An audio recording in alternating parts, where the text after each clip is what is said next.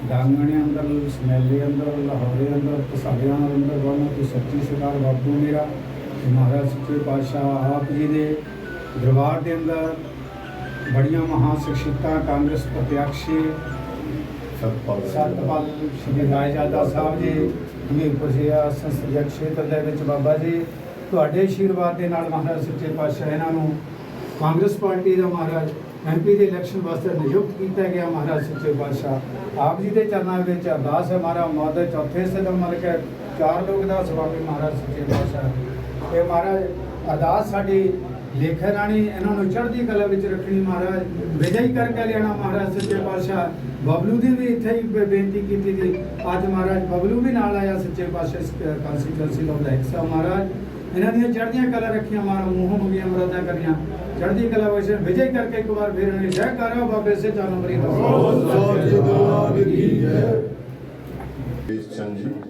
सुमन बाला और भोला जी एक्स पेंच है, मीनू जी वार्ड पेंच है, नीरू प्रधान जी दुसाड़ा, डॉक्टर बिनी लक्ष्य जी, विक्रम संधू जी, दिनेश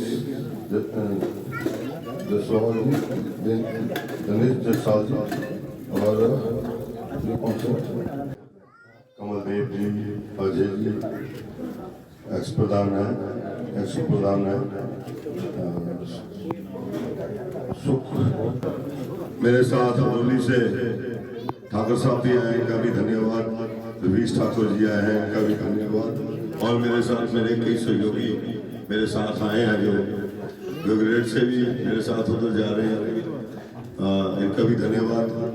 दोस्तों आज आपके सामने मेरा जो आना है वो एक तरह से इस तरीके से है कि मैं इस क्षेत्र से संसद का चुनाव लड़ा हूं, आपको पता है। और दूसरी बात यह है कि मुझे ये बताने की जरूरत नहीं कि मैं आप सबका बेटा हूं, आपका अपना हूं और अपने क्षेत्र से हूं। कहते हैं कि अगर आपने घर से बाहर जाना है तो पहले अपने घर से खाकर निकलना चाहिए। तो मैं ये उम्मीद करता हूँ कि अगर मैंने इस को जीतना है, इस चुनाव को जीतना है, तो मुझे अपने क्षेत्र के लोगों का प्यार, मुझे अपने लोगों का प्यार, मुझे मेरे ऊना वालों का प्यार सबसे पहले ज्यादा मिलेगा। तभी मुझे हमीरपुर से प्यार मिल पाएगा, तभी देरा से प्यार मिल पाएगा, तभी बिलासपुर से प्यार मिल पाएगा। अगर मुझे अपने घर में ही प्यार नहीं दिया तो बाहर से बहुत मुश्किल है। और दूसरी बात है, इसमें दो राय भी नहीं है मेरे पास आपके मैं अपनी बहनों से ये बोलना चाहूँगा, आपकी बहनों का और मेरे बुजुर्गों जो मेरे बच्चे भी यहाँ पे खड़े हैं, इन सबका भी मैं धन्यवाद करना चाहता हूँ। मैं 2-4 बातें आपसे बोलूँगा।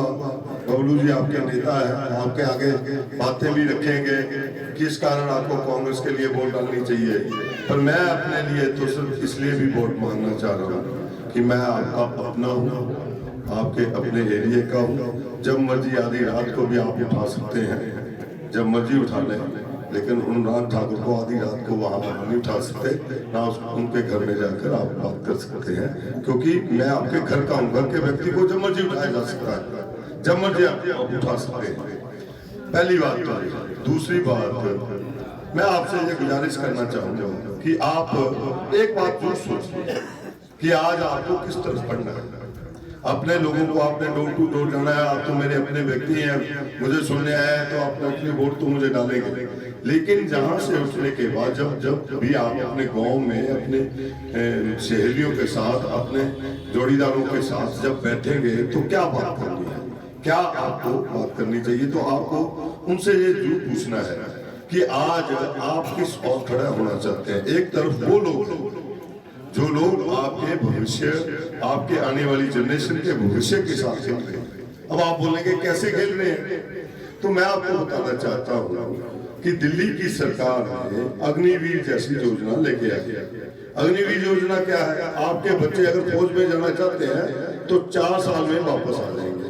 पहले क्या होता था कि बच्चा फौज में गया, सिपाही भर्ती हुआ, लेफ्टिनेंट रिटायर्ड हुआ, कोई कर्नल रिटायर्ड हुआ, कोई मेजर रिटायर्ड हुआ, लेकिन यहाँ क्या है, जहां अनुराग ठाकुर जी खुद लेफ्टिनेंट बने हुए हैं, राजनीति में है लेकिन वो लेफ्टिनेंट भी, आपको पता है? आपको नहीं शायद पता है, नॉमिनेटेड है, चाहे लेफ्टिनेंट तो है ना, वो अपने आप को एक तगमा तो लगाया ना लेफ्टिनेंट का।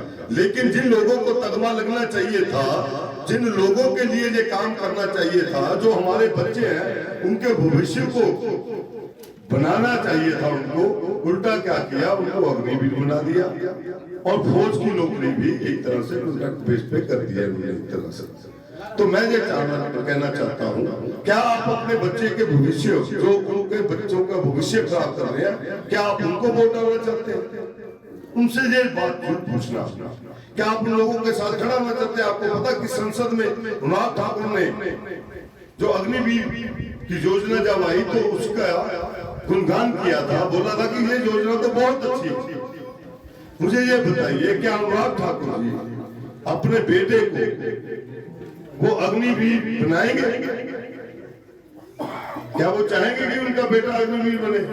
तो मैं आपसे सिर्फ यही गुजारिश करना चाहता हूँ, ये आपको समझने की जरूरत है और अपने आसपास के लोगों को बताने की भी जरूरत है, क्योंकि सिर्फ आपकी वोट से सतपाल राजा नहीं जीत पाएगा। आप जब अपने साथ 10-10 लोगों को जोड़कर उनको बताकर कि कैसे आपको इस बार वोट रायजादा को डालनी है, उसके क्या कारण है, तो आपके क्षेत्र का तब भी मेरा हक बनता है।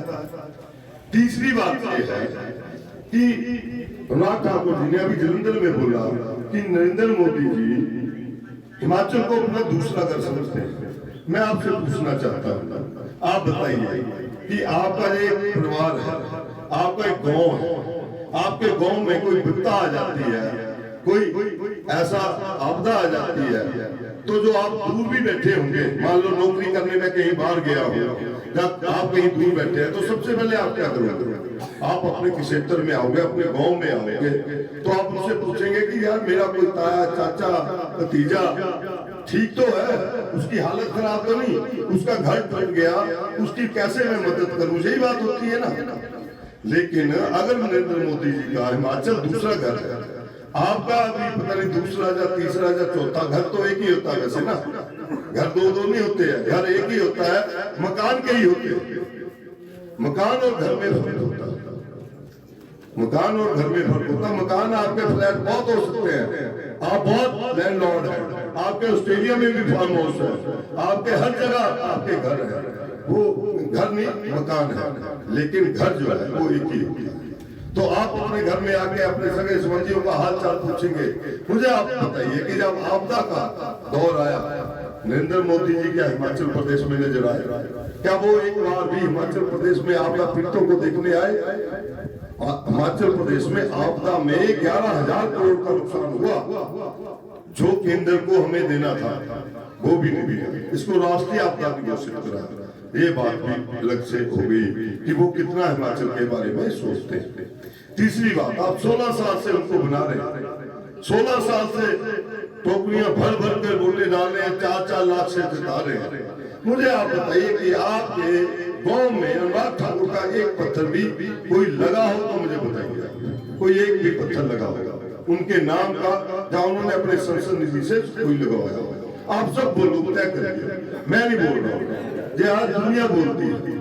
वो अब क्या है, अब वो पीछे कल उनकी रैली, हमारी रैली के बाद, नॉमिनेशन के बाद उनकी भी हुई, तो उन्होंने वहां पे 2-4 बातें की। अब वो मुद्दों की बात नहीं कर रहे हैं, अब वो धर्म की बात कर रहे हैं, अब वो पाकिस्तान की बात कर रहे हैं। अब वो कह रहे हैं कि अगर राहुल गांधी की टीम यानी सतपाल राजदा जैसे लोग जीत गए तो पाकिस्तान खुश होगा। मुझे ये बात नहीं समझ आ रही, पाकिस्तान कैसे खुश होगा? और वो ऐसी बातों पे आ गए हैं और राम मंदिर की बात कर रहे हैं, आपको बड़बड़ा रहे। मैं आपसे गुजारिश करना चाहूंगा कि आप एक बात याद रखना, आपके पास आएंगे, धर्म के नाम से लड़ाएंगे, धर्म के नाम पर एक दूसरे को भेदने की कोशिश करेंगे, तो एक बात याद रखना कि जब भी इस पृथ्वी पे अनर्थ हुआ, जब किसी ने गलत काम किया तो वो किसी भी धर्म का हो, उसने अपने धर्म की आड़ में ही कर्म किया होता है, कोई भी धर्म हो। किसी भी धर्म में कोई भी व्यक्ति को कर्म करता है तो वह धर्म की आड़ में करता है, क्योंकि धर्म के नाम पे लोग उसके ऊपर प्रहार नहीं करते। आपको याद होना चाहिए कि माता सीता का हरण जब हुआ था तो साधु वेश में आया रावण अगर साधु वेश में नहीं आता तो माता सीता का हरण हो सकता? आप बताइए, आपने रामायण देखी है, सबको देखा है। अगर वो रावण के वेश में होता तो माता सीता का हरण नहीं कर सकता था, इसलिए वो साधु रूप में आया और माता सीता का हरण किया। अब जब आपके पास वोट मांगने आएंगे, धर्म की बात करेंगे जो, तो वो याद रखना कहीं उस धर्म की आड़ में रावण तो नहीं बैठा है, आप वोट किसको डाल रहे हैं, इस बात का ध्यान रखना। अगर आप ये बात ध्यान में नहीं रखेंगे तो मैं आपको बता दूंगा वो जीतते रहेंगे और हम पे राज करते रहेंगे, हमारे बच्चों के भविष्य के साथ खेलते रहेंगे, हमें अग्निवीर बनाते रहेंगे, खुद ऐश करते रहेंगे।